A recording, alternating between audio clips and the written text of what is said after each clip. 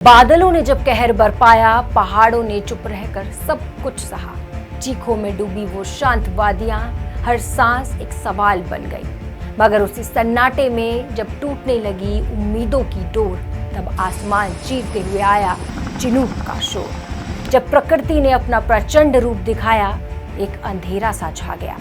जगह जगह सड़कें टूटने लगी तो रेस्क्यू ऑपरेशन में एक नहीं कई मुसीबतें सामने आई। वाहनों का चलना तो छोड़िए, इंसानों का चलना भी मुमकिन नहीं हो सका। पल भर की देरी भी किसी की जिंदगी पर भारी पड़ सकती है। लिहाजा 48 घंटे बाद मौसम खुलते ही आसमान में उम्मीद की उड़ानें शुरू हो गई। जिंदगी बचाने का सारा दारोमदार हवाई सेवाओं पर आ गया। देश के सच्चे देवदूत 225 से अधिक भारतीय सेना के जवान, सुरक्षा बल, डॉक्टर, रेस्क्यू डॉग सब कुछ भुलाकर मिशन में जुट गए। ये कहानी है साहस की।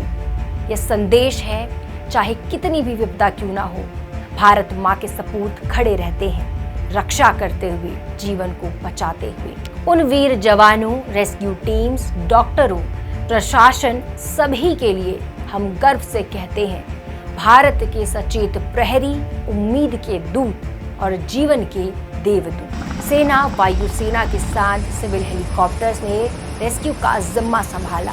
इसी बीच खबर आई कि गंगोत्री धाम के आसपास सैकड़ों यात्री फंसे हुए हैं। गुरुवार को सबसे पहले उन यात्रियों तक पहुंचा गया और हेलीकॉप्टर के जरिए उन्हें मातली तक लाया गया।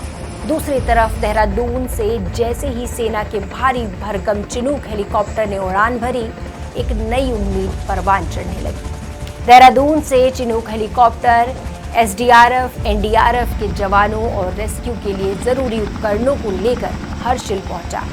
यही नहीं, रेस्क्यू किए गए लोगों को लेकर वापस भी वह देहरादून लौट गया। आपदा में घायल लोगों को एयरलिफ्ट करके अस्पताल पहुंचाना हो या फंसे हुए लोगों को सुरक्षित लाना हो, सेना के एएलएच ध्रुव और चीता हेलीकॉप्टर्स लगातार मिशन में जुटे हुए हैं। हेली सेवाओं की सक्रियता से रेस्क्यू ऑपरेशन में तेजी की उम्मीद जगी है। वैसे आसमान में राहत की किरण दिखी तो जमीन पर भी कुछ अच्छी खबरें सामने आई। बीआरओ के इंजीनियर्स गंगनानी में वॉश आउट हो चुके पुल की जगह वैली ब्रिज तैयार करने में जुटे हुए हैं। 48 घंटे की कड़ी मशक्कत के बाद पापड़ागाड़ भटवाड़ी के पास वॉश आउट हुए मार्ग को सुचारू कर दिया गया है।